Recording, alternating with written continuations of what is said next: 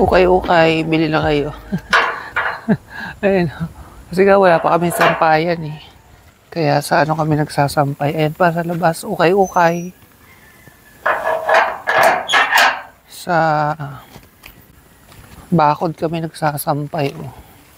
Pero effective kasi tingnan nyo, naaarawang mabuti. So kami lalabas, magbabayad ng tubig. Tapos magkakape-kape. Oh, ang ganda ng bundok. Okay, nandito na kami sa Nagcarlan. Hidden talaga siya kasi sa kalye kami magpa-park tapos maglalakad pa loob. Ayan.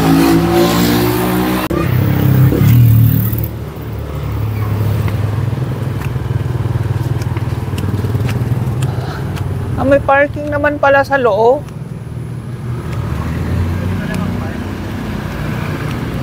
Pa-park ko ba? Ha? Wag na. Pwede naman.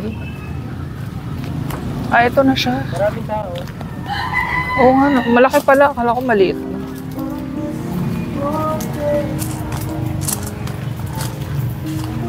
Dito.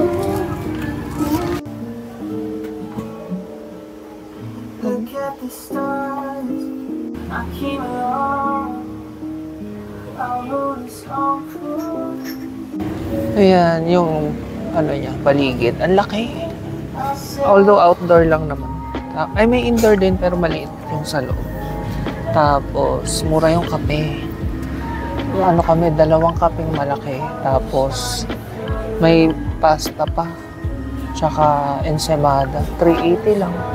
Eh, samantalang pag nagkakape kami, ano pa lang yun? Kape, hindi pa. Kulang pa nga. May pasta pa sa 380. Oo nga eh, mura. Sana masarap. Tingnan natin. Feeling ko sa gabi maganda dito kasi may mga string lights. Ang bilis, wala pang 5 minutes, andito na yung aming order. Pero yung pasta, syempre wala pa. Coffee jelly. Parang ma-milk, parang sabi ko hindi kulay kape. Tingnan natin. Ayun o, ang putla ng kape. Medyo mamilk. Feeling ko, di-microwave na. Ayan na yung pasta. Ito yung aking ensaymada. Yung ensaymada parang ang sarap. Hindi ko alam kung magkano to. Pero feeling ko mura lang to. Ito 105. 105 yung pesto. Eh grabe, ang dikit ng matcha oh. Hinahalo ko, ayaw mahalo. Ang dikit ng matcha oh, hindi ko mahalo. Bakit ganun? Masarap daw yung pesto. Okay. Masarap naman tong akin. Hindi siya sobrang baka hindi ko lang preferred yung coffee. Yung lasa ng coffee. Matamis. No, mas medyo matamis. Sa akin, hindi matamis. Pesto. Yung pesto nila ang masarap. Masarap yung pesto. Tuna to. Hindi nga ito matamis. Hindi matamis. Yung sa'yo, Nawala yung lasa. Hindi ko malasama. Ayos lang dito. yung sa'yo matamis. Yung jelly siguro matamis. Baka yung ilalim. May ilalim yan, hinalo mo.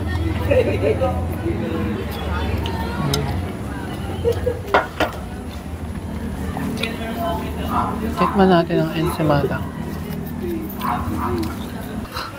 May cream cheese siya. Oo, ayun.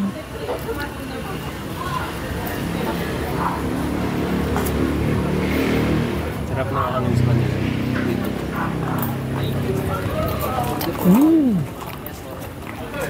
Masarap siya. Ang kano kaya ito? Dapat pala tinanong. Sarap ng ensaymada. Ang dami cream cheese.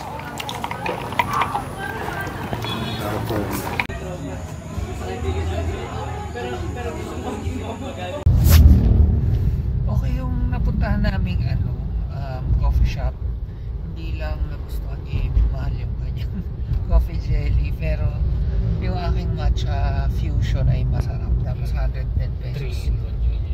Tapos masarap yung pasta tsaka yung ensaymada. And ang daming estudyante.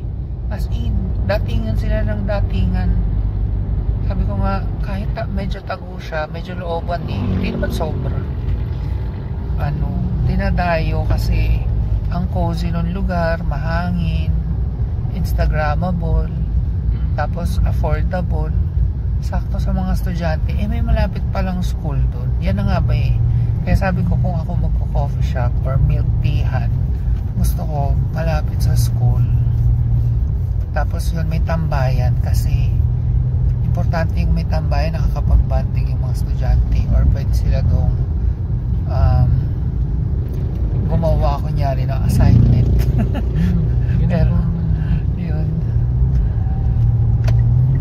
Pero yun, nga ang saya na may malapit sa amin ganun. Meron pang isa dito rin sa Nagcarlan, medyo mahal lang yung coffee, pero next time yun naman try namin. Mag-aano tayo, coffee shop hopping sa mga malapit dito sa amin to find the best coffee na ma-offer ng Nagcarlan, Rizal at San Pablo. Sa San Pablo so far, ang dami-dami. Merong But First, may Starbucks. So wag na doon, dito na lang yung mga hindi kilala. Ay shit, may aso. Ayun, buti tumabi siya. Ngayon naman pupunta kami sa San Pablo dahil ako yung magpapagupit.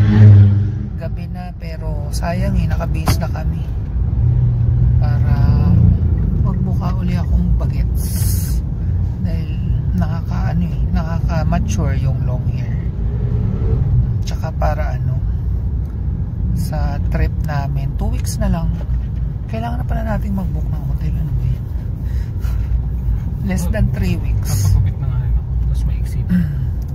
Less than 3 weeks na lang kasi sa birthday ni mama yun. Sabi niya nga pala baka pumunta siya bukas, ewan ko kung tuloy. Minsan kasi si mama sasabi pupunta tapos bigla ay hindi na lang. Kasama niya ulit si ate? Hindi ko alam. Ayun, mamaya na lang. Nasa barbershop na kami. Nakauwi na kami. So ito na yung aking haircut. Pero sashampooin ko pa. Pero yan, may clean na ulit.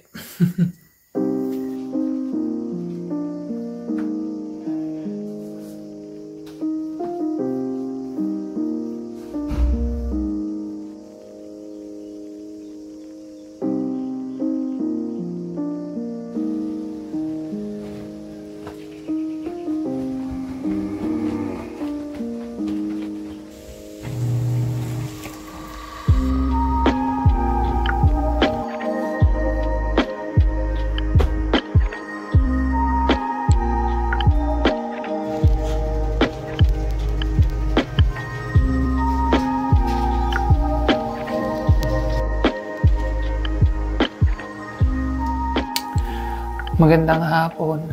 Grabe, sobrang busy nung araw ko. Pagkagising, nag-prepare ng breakfast. Tapos, after mag-breakfast, nag-laundry. Tapos, naglinis. Malinis ang bahay ngayon. Bagong palit ang mga bedsheets. Pati yung banyo, bagong linis. Ayan. Nakasampay doon yung mga bathrobe. Ay, ngayon pa lang magpapahinga. Mga 1:30 na. Si Mal nag-work. Pero mga hanggang 2 lang yan, tapos magsisiesta din yan.